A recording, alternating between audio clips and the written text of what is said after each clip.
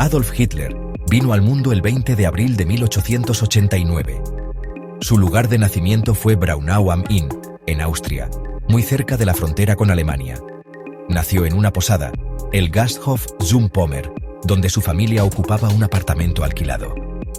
Fue el cuarto de los 6 hijos: Alois Hitler, Clara Polzl. De esos 6 hermanos, solo Adolf y su hermana menor, Paula, llegarían a la edad adulta. La pérdida temprana de sus hermanos marcó el hogar. Su padre, Alois Hitler, era un funcionario de aduanas, un hombre de carácter autoritario y estricto. Las fuentes históricas describen a Alois como una figura dominante. Se dice que las tensiones entre padre e hijo eran frecuentes. Adolf, por su parte, tenía una relación mucho más cercana y afectiva con su madre. Ella era una mujer más tranquila y protectora. Su devoción por él era evidente. La familia Hitler se mudó varias veces durante la infancia de Adolf. Leonding, cerca de Linz. Fue en Leonding donde Adolf pasó la mayor parte de su niñez. Asistió a la escuela primaria, la Volksschule. Al principio era un buen estudiante. Mostraba interés por el arte y la historia. Con el sueño de ser un gran pintor, un joven Adolf Hitler se trasladó a Viena en 1907. La capital del Imperio Austrohúngaro era un hervidero cultural y artístico. El lugar perfecto para un aspirante a artista. Con la herencia de su padre, el apoyo económico de su madre, se preparó para el examen de ingreso en la Academia de Bellas Artes de Viena. Presentó sus dibujos con grandes esperanzas. Sin embargo, la realidad fue un duro golpe. El jurado de la Academia lo rechazó.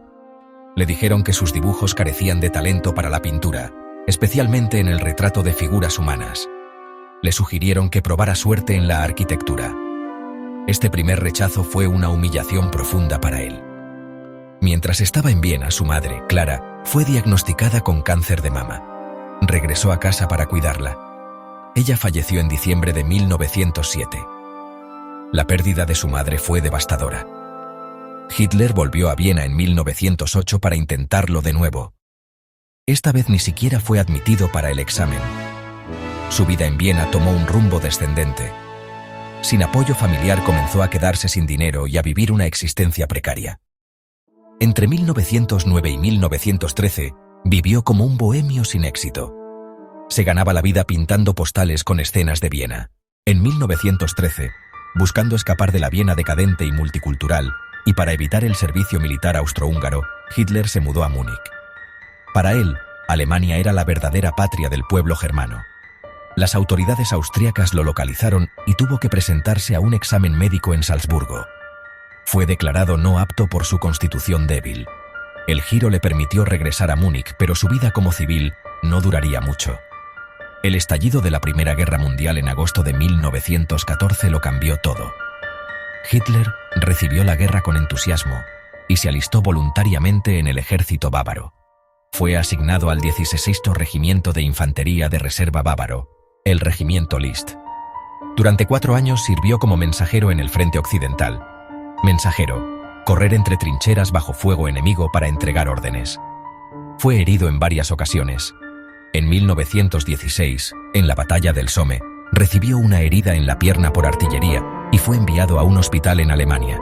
Su valentía le valió 2 condecoraciones, incluida la Cruz de Hierro de primera clase. La experiencia de la guerra fue fundamental para Hitler. Le dio un sentido de propósito.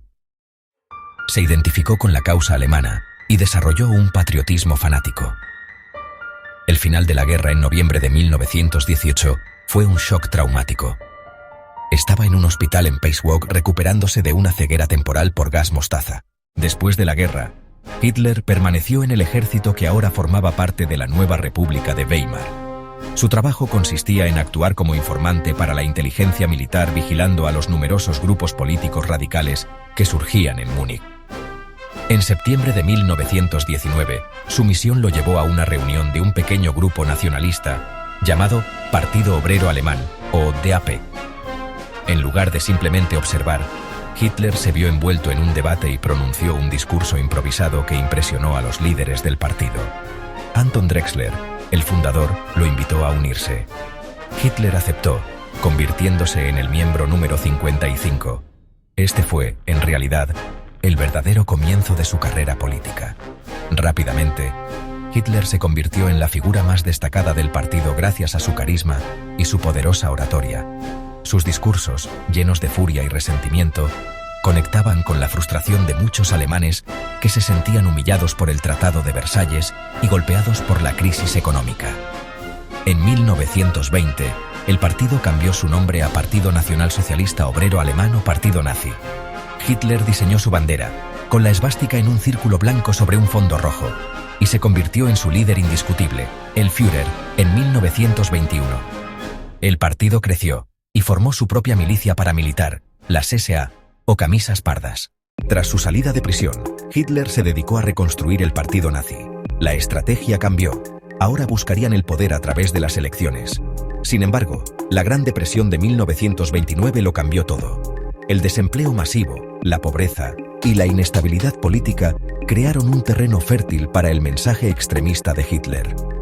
En las elecciones de 1930 y 1932, el partido nazi creció espectacularmente, convirtiéndose en el partido más votado del Reichstag. A pesar de su popularidad, Hindenburg se resistía a nombrarlo canciller. Políticos conservadores, creyendo que podrían controlarlo, presionaron a Hindenburg. Finalmente, el 30 de enero de 1933, Hitler fue nombrado canciller. Un mes después, el Reichstag fue incendiado.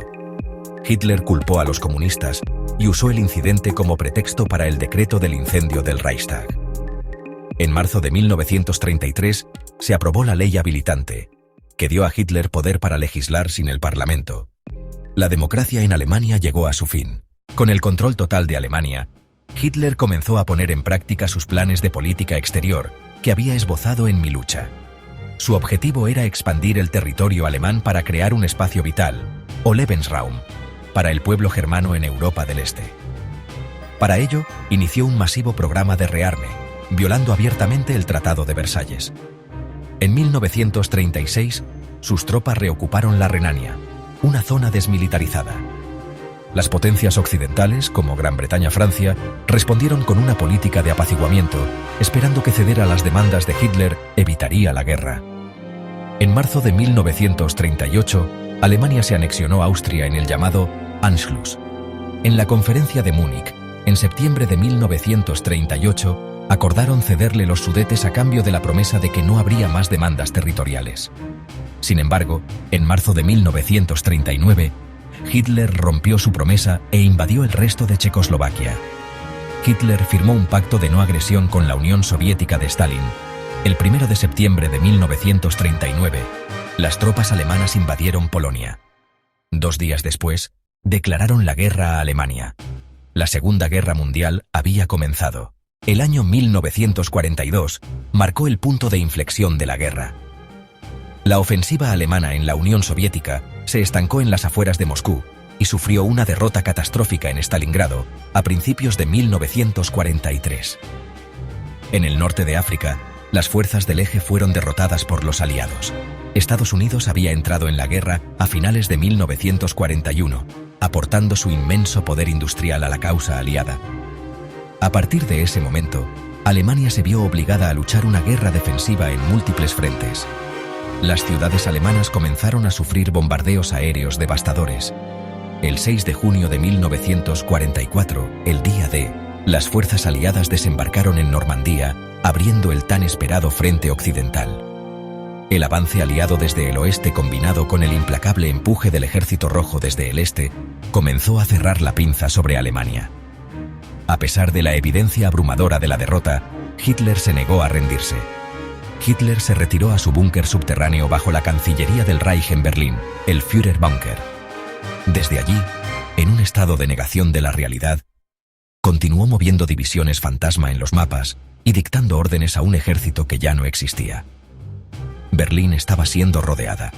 El 29 de abril de 1945, se casó con Eva Braun. Al día siguiente, Adolf Hitler y Eva Braun se suicidaron, dejando tras de sí el legado de uno de los regímenes más destructivos de la historia.